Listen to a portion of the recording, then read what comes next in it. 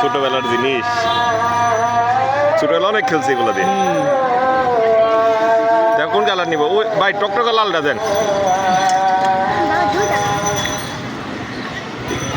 আরেকটা কি কালার নিবা? ওই যে পিঙ্ক কালার। এটা আগে তো রকেট আরো বড় ছিল ভাই। এটা মাপ দিয়ে দেন। লাইট একটু ভাই। আরে যে হাঁস কত এটা? হাঁস 15 করে একটা মাত্র ছিল, বেশি 15 প্রতিদিন বসেন? আজকে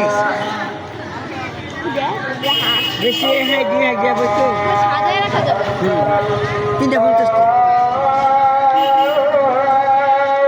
700 শাক খেলা আছে ভাইয়া?